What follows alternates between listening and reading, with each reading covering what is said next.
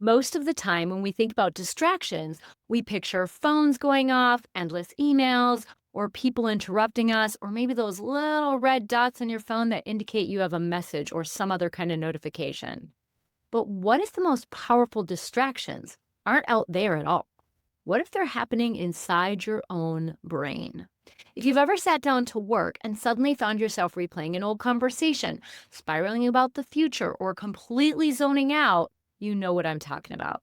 And here's the thing, for ADHD brains, these invisible distractions don't just steal our time, they drain our energy, our confidence, and our sense of self control. Today, I want to pull back the curtain on this experience we don't often name, but that so many of us live with every single day. Because once you start to see it clearly, you'll understand why it feels so relentless and why it's not your fault. And that clarity alone changes everything. Be sure to listen. Welcome to the Self-Loved ADHD Woman's Way podcast. I'm your host, Jen Barnes. If you're an ADHD woman entrepreneur, ADHD adjacent, or ADHD-ish, you've come to the right place. We'll dive deep into the unique challenges you face, from the inner turmoil to the outer obstacles. We'll blend neuroscience, IFS, and somatic healing, and explore practical strategies to help you navigate the world of entrepreneurship with ADHD with greater ease and effectiveness. I'm glad you're here. Hey, it's Jen. I'm so glad you're here. So, something that's been coming up in my practice a lot lately, as well as something that I've always noticed in myself, is internal distractions, right? A lot of us think about distraction and we think about our phones and the doom scrolling that goes on, or other people or pets, like my cat Eva is a giant distraction.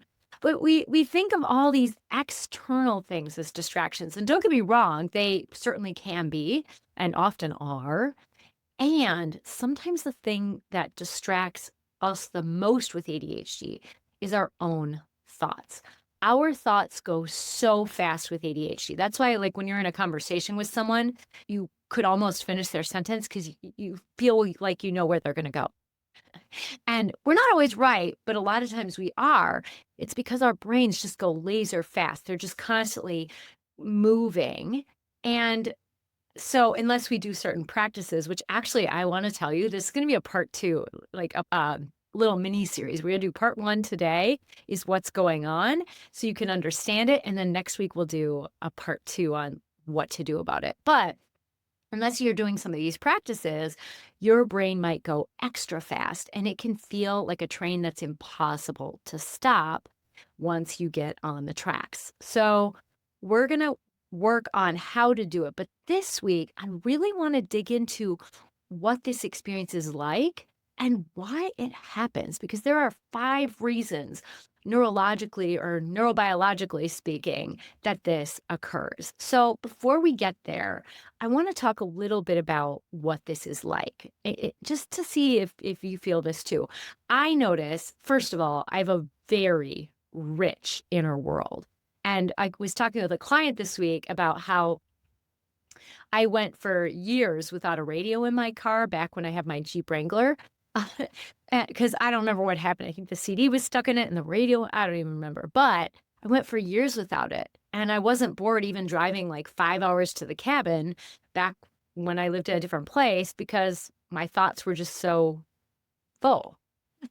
There was plenty going on in my head. I didn't need the radio. And she before that had shared her experience very similar. She had an 8-hour drive and just never needed radio or music or anything like a podcast to distract her because her inner world was so rich. And so that can be one way this shows up. Certainly, I noticed some of my clients, their thoughts really go quickly before bed. Sometimes in conversation, right? Like, this happens to me where someone will say something and it triggers my brain to think about other things relative to what they said instead of staying focused in the conversation, which I got to tell you, I work very hard when I'm with clients to not let that happen so that I am paying attention. But then in my personal life, it happens more because I only have so much of that, stay stay here kind of focus. I will say I've built it up over time, but still, it can be tricky to stay with the conversation. This can happen other times as well. And so, what are these thoughts about? Well, they're a lot of things. They can be just kind of daydreaming thoughts, thinking about what we want or what we like. It can be ruminating, like maybe you're ruminating over something that concerns you about the future, or maybe you're replaying a past conversation or experience over and over and over again. And we'll get to that in a little bit when we talk about some of what's going on. Or perhaps you're planning for the future and you just have all these dreams and awesome things. Or like I said, you might be worried about something happening. And that worried about something happening, I don't know, there's this sense of like impending doom out in the world right now, at least, well, yeah, probably in the entire world, especially in the US. A lot of people are coming to me talking about feeling impending doom. They don't use those words, but that's what I would call it. And I noticed that myself. So certainly we have our minds going to that kind of stuff. And remember, with ADHD, we have really sticky brains. So stuff that we get in there can stick for a while. We're actually more likely to get PTSD because of that, but that's a little side trail I've talked about before when I've talked about ADHD and trauma. You can catch that. I don't know if it was a podcast or a YouTube video. I think it was a YouTube video, but whichever it was, you can check it out on my YouTube channel because both are there. Back on the rails. See, my inner world is rich. I just go everywhere. So let's talk about why this happens. Now that we know what it's like a little bit, and I'm guessing you're like, Jen, I already know what it's like. I experience this all the time, but I want to name some of the different ways it shows up. Let's talk about why it happens. There's actually 5 reasons related to our ADHD brains why this happens. And these are in no particular order. And this is just, I want to say, when I share neuroscience research, things like that about ADHD, this is our current research. The field of neuroscience is very young compared to other sciences like cardiac or something else in the body.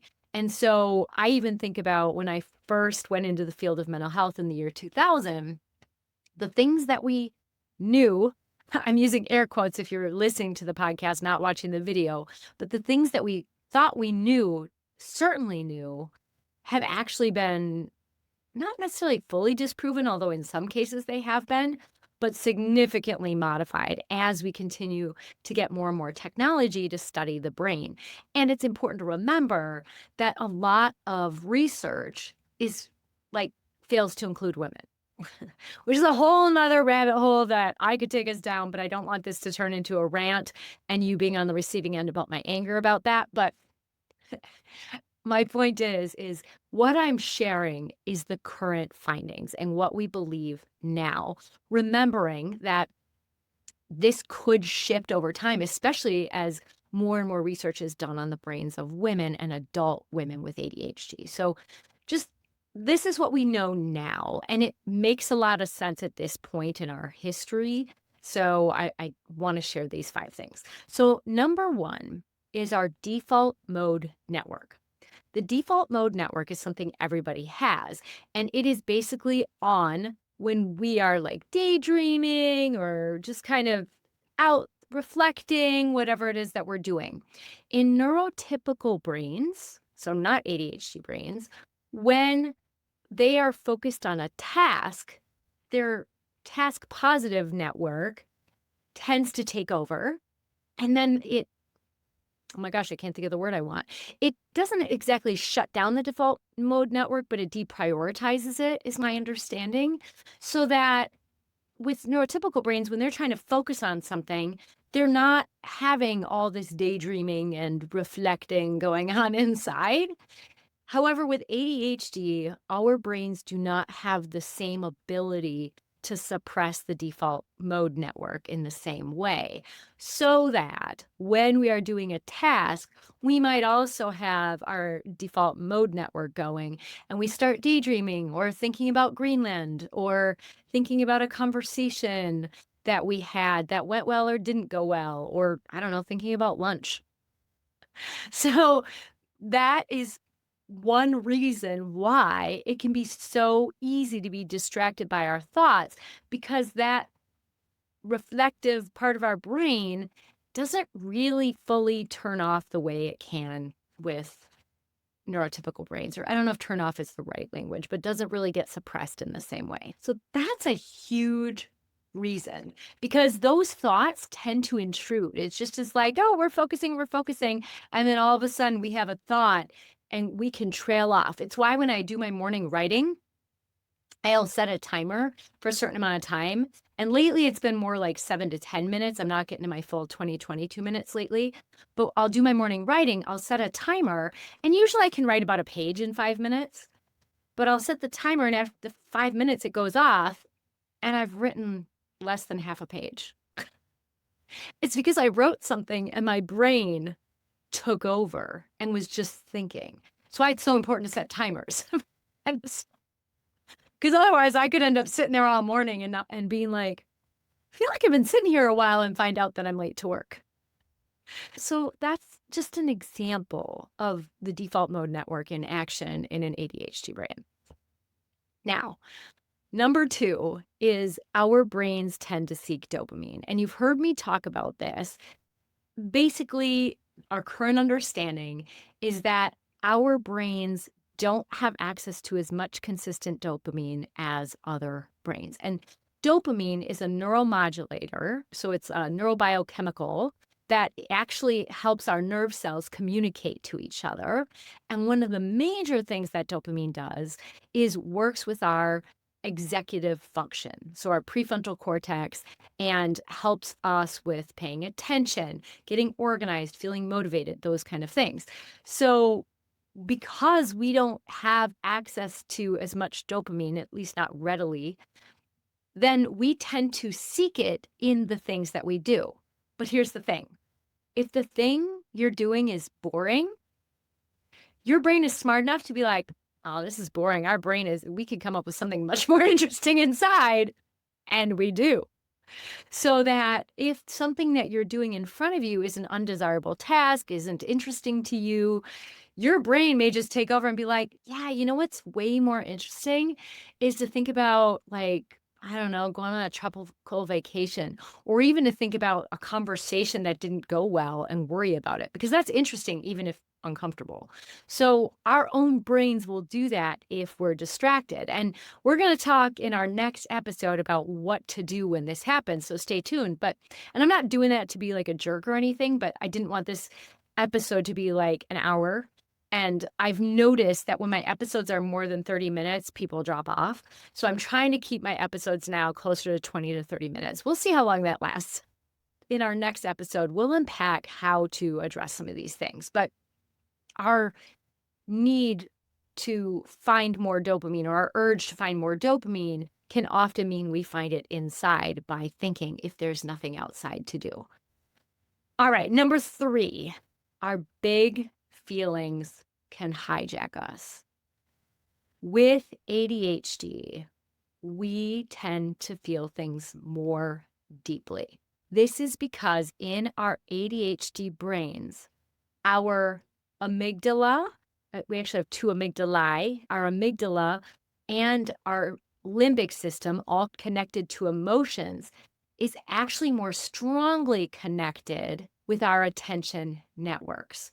So what does that mean? That means when we get pulled into an emotion, when something is going on and triggers an emotion, it deeply impacts our ability to pay attention and continue to stay focused. So we get more distracted by our big feelings. We also, many of us, tend to be more sensitive, which that's not actually in the diagnostic manual, DSM-5. What I suspect that comes from, and this is totally not research, but just my observations of people, my own observations about myself. You've heard me talk about the trauma of ADHD, and what I witness, what I observe, is that because so many of us had just wounds from being ADHD, especially not knowing it, but just criticism, correction, complaint, negative commentary. Even if we were, like, I was a student, I graduated towards the top of my class, 10th. out of 243, all that kind of stuff, right? Like I was a high achiever, but my ADHD still came out in other ways. And it didn't come out academically, mostly because I worked my butt off so it wouldn't, because I was afraid of what would happen. Like I didn't want to get in trouble in Catholic school. So I just worked my butt off. But also I was gifted in this lifetime with high intelligence. So my intelligence kind of helped me hack my way through it. And not everyone has that. Plus I had a loving and supportive family, right? So like even if you're in that boat where you had some of those supportive factors so that maybe you achieved highly, chances are you still have some of those wounds, either out of fear of getting in trouble like you saw others do, so you masked really hard with like perfectionism, people pleasing, over functioning, that kind of stuff, or you had those things said to you and then you learned how to mask. So one of the reasons then that I think a lot of our brains tend to feel things more deeply is we've got more of a well of unresolved wounds that many of us didn't even realize were like wounds, or even some might call it trauma, so that we haven't healed through that yet. And then that makes it easier for us to get triggered. We also have stickier brains, so we tend to hold on to things longer. And we're, like I said, we're more susceptible to PTSD. So then there are all those additional triggers, so that when something happens in the present, it's going to trigger all those emotions, which then, because of the stronger connection to our attention networks, we're going to get distracted by what's going on inside. So our big feelings actually can be a huge source of distraction, and try to think of the word I want, like a barrier. That's not the word I want, but kind of a barrier to getting ourselves to direct our attention and stay focused. Number 4 is weaker executive functioning breaks. So our prefrontal cortex is key for holding our attention on tasks and suppressing irrelevant thoughts. So if the prefrontal cortex is supposed to help us focus on something and suppress irrelevant thoughts, and we don't have as strong of a system there, then you can see how it would be so much harder for us to stay focused.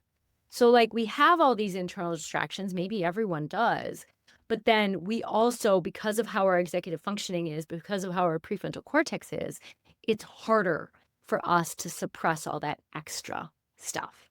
Number 5 is working memory. So you've heard me talk about working memory, which is not the same as long-term and short-term memory. Working memory is the part of our memory that takes in information. It's like sticky notes, right? Little pieces of information go on a sticky note, and then you have the ability to manipulate the sticky note system in your brain, your working memory, to figure things out. Our brains are limited in that capacity. We have fewer sticky notes, or they aren't as sticky. And of course, this is an analogy. They're not actually sticky notes. But it makes it hard for us to juggle multiple sources of information in our brain. So when tasks or demands exceed our working memory capacity, our brain gets overwhelmed. And what do you think our brain does when we get overwhelmed? It distracts with something else. It just gives up. It's like, nope, not going to do that. And it doesn't maybe always do that, but it does a lot. Unless you can catch that, like, whoa, I'm overwhelmed. Okay, I need to regulate my nervous system, whatever. So that when we get overloaded with too much information, our brain just like gives up, and then we get distracted with what's going on inside of ourselves. You might get distracted with things going on outside of you, but it can also get distracted with our amazing inner world that we have. So those are the 5 reasons. And a lot of it has to do with the way our brains are different. They don't have the same functioning capacity for executive functioning that neurotypical brains do. And that's partly why they talk about attention deficit, although I actually don't think that's an appropriate name. But we do have certain deficits in our brain, or challenges in our brain, even though our ADHD brains do come with some amazing gifts that neurotypical people don't have. So it's like remembering that. And I think a part of me wanted to share that because I'm like, dang, this is some depressing news. But at least perhaps we can start to understand what's going on. So instead of shaming ourselves, like, you just need to focus. Stop thinking about Greenland. Stop. I don't know why Greenland. I think I saw a post a long time ago about how our brains will think about Greenland that someone else had posted. And it's just in my brain now as our number one distractor. I don't know why.